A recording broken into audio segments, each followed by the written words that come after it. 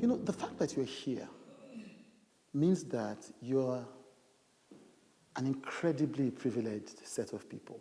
And I know you've heard that over and over again, so it becomes a cliche, you know. But I always say it's easier to talk to privileged people. You know, it's easier because you can always emotionally blackmail them, you know, or you have it all good, what are you complaining about? So it's the same principles apply for most situations in life. I always say that there's nothing like people say, oh, that's a first world problem. Yeah, have you heard that expression? This is a first world problem. And according to the mind, there are no first world problems. There are only problems. You know, even if the depression facing a billionaire is about a trivial matter, maybe he's in competition with another billionaire. But in his mind is unable to make the difference between big or small. As far as the mind is concerned, is the same intensity of the collapse. Yeah? But you're very privileged to be here. You're one of 0.5% in the world in terms of access to opportunity and privilege, especially based on the MasterCard alignment. But you see, what I said before is exactly the point. Irrespective of how lucky you are, irrespective of how fortunate, how much opportunity you have access to, irrespective of how much privilege you are now wrapped on, if your mind chooses a problem to settle on, it will not care about how much privilege you are wrapped up in. So that means that if, for instance, you are missing home, and because of that, you are barely able to function optimally, no amount of me telling you, do you know how lucky you are? Do you know how many people want this opportunity? None of that is going to tell your mind to behave. If your mind feels disconnected from home, your mind will get sad. There's one thing that predicts, one, the amount of happiness a person feels, and two, how long a person lives, barring accidents and all of that. And the one thing is strong relationships. Strong relationships. Strong, in quotes, loving relationships. Not just relationships, but strong and loving ones. And so when you think of that, then it makes a lot of sense why Africa is happy. It makes a lot of sense because the one thing we do have are strong relationships. The one thing many of you have here are relatives that don't respect your boundaries. Am I correct? Yeah? You know, I'm an extreme introvert. So when people call me without texting me first, it makes me panic. Why are you calling me? And living in the UK is a privilege because people know not to call you without texting you. Can I call you? Tell that to your auntie. Can I call you? You know, his auntie was calling him the other day. She called him. She couldn't hear him on the phone. And she was stressed. He was like, why is she calling me? She called back. He's like, oh, boy. You know, and I'm like, the network isn't working. Can she text? Nope, not enough. Not in Nigerian. What is it? What is a text? You know, Nigerian parents are still the only ones that just wake up one morning, and I can only speak about Nigerian parents. I'm barged into your house. You know, while you are complaining, Mommy, you didn't tell me you're coming, they're opening the fridge. You know, why is your fridge full of rot? What's wrong with you? You don't even take care of yourself. You know, so we learn from the West that boundaries are crucial. But then we learn from the data that the more close the relationships are, the more lines, the more boundaries you permit people in your life to cross, the more happiness you bring to yourself. When a person relocates, the first thing that often goes are strong relationships. There's a dislocation. First thing that often goes are the networks, especially when you come from a continent where there were a lot of such networks. The first thing that goes are those networks that without your knowledge were keeping you in a place of. And it doesn't mean everybody's happy, of course. There's no absolute. So people, everywhere, people are depressed. I had clinical depression in 2016. So I'm not saying everybody in the continent is happy. We're talking about comparative numbers. When you relocate, the first thing that goes is those relationships, often for most people. Another thing that goes that we don't know is the sun, if you're not from Cape Town. if you're not from Cape Town or some of those other places. And there's a researcher, I forget his university, I think it's Northwestern, called Stephen Iladi. He's one of the world's biggest researchers into depression. And he has a 6-step program for curing depression without drugs. And one of the steps in the 6 is something called the seasonal affective depression lamp. It's called the SAD lamp, and I have it at home. And what does a SAD lamp do? A SAD lamp simulates the intensity of the sun. So I'm not joking when I say the sun. Literally, the sun affects all kinds of things in your brain, serotonin, all of those things that are happening, all that whole soup. And so there's a reason why more people are depressed in cold societies in December, in November, in January and February. And there's a reason why the suicide rates go up. And there's a reason why more people get into relationships from November to February. And we can laugh about that, but that is literally a reality. So I spend a lot of time reading about mental health. And I need to show off to somebody. I can't do all this work and not show off. So when I'm calling all these researchers, you don't need to know. Just excuse me. I'm showing off all the research I've read. Because what else am I going to do with all that information? And there's a lady called Jean Twenge, Twenge. But seriously, I say that so you can go and check for yourself because you are intellectual. So sometimes somebody comes and sits down in a room. We live in a mechanistic age. You want to be sure that the data supports what the person is saying. So I'm sharing that with you. And she's trying to find out why we have so much depression today. And there's only one reason anybody can find, and it's social media. It's social media. That's the only thing that has changed radically in the past 20 years. Now, what exactly has changed in social media? I'm going to name drop another researcher. There's a guy called Richard Layard, who is called one of the fathers of science. He's in the House of Lords in the UK here. And he's an economist, but he did research into something called social comparison. That's what social media, so it's not just, there's nothing wrong with social media in and of itself, except for the fact that social media accelerates social comparison. That means that at any point in time, and the research shows that depression increased when households in the US, the research is US-based and UK-based. Once households had more television, depression increased. Because previously, you only compared yourself with the people in your neighborhood, the people in your school. Then TV came, and now you can compare yourself with Chloe. In addition to Lekwe Rose, Tokema Kenwa, Bonang, Vanessa MD. So your social comparison circle increases. Yeah? And then social media comes.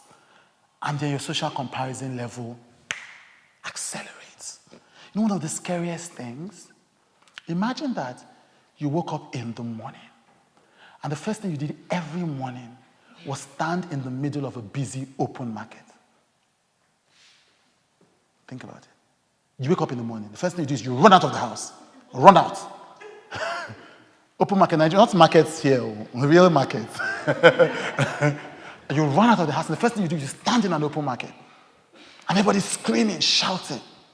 That's precisely what we do every morning. We wake up, and the first thing we pick up is our phones. And we know this, and we laugh about it, and tomorrow you'll still go and do it. Because we've been conditioned, whatever it is, to believe that we can't live without our phones. But the phones, what's happening is that every morning, at least 100 people's voices are in your head. 100 people's lives are in your head. On all platforms. Now LinkedIn is worse. Because every day somebody's career is moving ahead on LinkedIn. Every day somebody is announcing a big deal. And so you think, another researcher, I don't know if he's a researcher, I think his name is Guy Winch, I think. He did a popular TED Talk that I always talk about, called, it's about emotional first aid, and I highly recommend it, TED Talk. Emotional first aid, I think it's Guy Winch, W-I-N-C-H.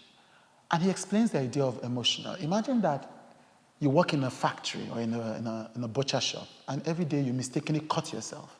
With just slight cut and a slight cut. And each of those cuts mean nothing because they're just slight cuts. You can cope with them. You just maybe put tissue paper on it. But every day you're cut.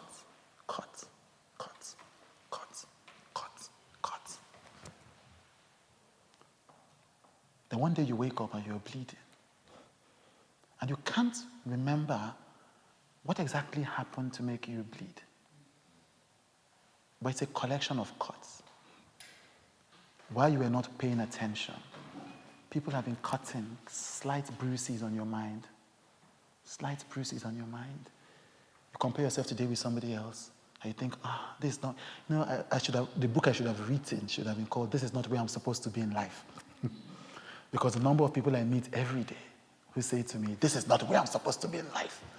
As one of my pastors used to say, when did God show you the map of your life and say, this is where you're supposed to be in your life? But that's a different matter entirely. It's just cuts. And you wake up and you're bleeding. And you don't know, but that's what's been happening. You wake up, you compare yourself with somebody else. You wake up, you get 1% sadder because of the weather. You wake up, you miss your mom or your dad, or your boyfriend or your wife or your husband or your best friend. You wake up and, you get a British email. I call a British email an email where you have been, somebody is saying no to you, but you're not able to know whether it's no or yes. It's like, is he happy with my... Am I getting the job or not? Is she happy with me or not? That's a very British email. Or you say hello to somebody on the elevator and you get a very stunning silence. While the person is looking straight at you. Or, somebody complains to the apartment complex that there was noise from your apartment. I try to be like, noise. It was just the video I was listening to. But all of those things are bruises on your mind. When you wake up one day and you are bleeding, you were caught. And so what it teaches is each time there is a bruise, heal it. And avoid as many bruises as you can. When I got depressed in 2016, I read my way out of depression. I began to read voraciously and watch videos. And I was shocked as to the research that was available. I'm like, how didn't I know this? And it's written down in simple books. I'd recommend one book, The Book of Joy, by Archbishop Desmond Tutu and the Dalai Lama. Incredible book about building your resilience. And so what that book says, okay, what do you do before you get sad? What do you do before you get depressed? What should you do before you get depressed? What should you do to hold your mind? And so that first thing is strong relationships. You have to have them. So this morning, I got some bad news, I got a no. It's been irritating me. First of all, why telling me no? The Bible says all kinds of things about yeses. Speaking about the Bible, how many of you are religious here? Religious. Okay. How many of you are spiritual but not religious? Okay, good. And that's not a bad thing. It's good to be one of the two rather than none of them. And it's better to be spiritual and not religious than to be religious and not spiritual, according to the research by Lisa Miller at Columbia University. Then we get into trouble, they say, why me? And I'm like, why not you? Who were you informed when you were coming into the world that deserved trouble while you didn't? It's not why me, it's why us. Why do we live in a planet where there is trouble? But you will get trouble. Even if you're happy today. Many years ago, one of my friends told me, as you're getting successful in life, you will be betrayed. I'm like, I reject it in Jesus' name. He's like, you cannot reject it. You are going to be betrayed. And so that leads to the second thing about happiness, is reframing. Reframing. It's a psychological tool called reframing, which means that whenever trouble comes, first and foremost, you should expect it. Don't go around the world thinking trouble is coming today. But know that at some point in your life, as long as you are moving, I've just finished writing my book. It's with the publisher, coming out in April. Note it, write it down, buy it. It's called How Depression Saved My Life. And I wrote in my last chapter that if you think that after sharing all these stories, it means that my life is now at peace and there is no trouble, then you didn't read anything in the 10 years. Because unless I die now, I'm going to have trouble. Gosh, I remember that this morning. And so what did I do immediately? Because I was about to spiral, because I am genetically predisposed to depression. There are some of us that are genetically predisposed to be sad. Some of us have a set points, certain temperaments. If they say your temperament is choleric, for instance, even though those temperament things have been said not to be scientifically established, but they're a useful framework. If you're a choleric, you are likelier to be depressed than somebody who is sanguine. And so I know that, so immediately I was feeling sad, and I was ill yesterday, so immediately I was feeling sad, hence talking to my ex-girlfriend. So she sent me a message this morning about something else. And I immediately said, God sent you. In this life, I have had trouble. And so I called her on the phone. I said, this is what's happening to me. And I spoke, and we did it. I called a committee of friends, 3 of them this morning, on this small, and it's not even a big deal. But I just knew that if I didn't reframe, and I needed somebody to remind me. You know, one of the things I heard is that when, Nigerian Yoruba kings, when they're going out, there's always a person who is praising them as they are going. All those things. And they say what they are trying to do is for the king to remember who he is so that he can act in consonance with who the king is. And that's what reframing does. Reframing is to remind you that there is no temptation, like the Bible says. There is no temptation that has come upon you, but that which is common to man. A person who is happy all the time is going to die very soon. So even happiness needs to move. If you are too happy, you don't have the capacity for empathy. There's something in the Bible says, blessed are those who mourn, for they shall be comforted. Oof, that made me want. I'm going to be doing a lot of tearing up over the next few months as I start going now, because I'm going to be talking about these kinds of topics. And why would the Bible say, blessed are those who mourn? Because there's something about sadness. It deepens you. I've been spending the past few days with somebody who has been getting a lot of no's from job applications. And I realized it. I said, now I know what he's feeling. So the next time, I'm going to be able to empathize with him in a real way. Blessed are those who mourn. Blessed are those who mourn. So when sadness comes, that's one of the ways I reframe. I'm deepening my capacity for empathy. One of my affirmations every morning is this: no fear.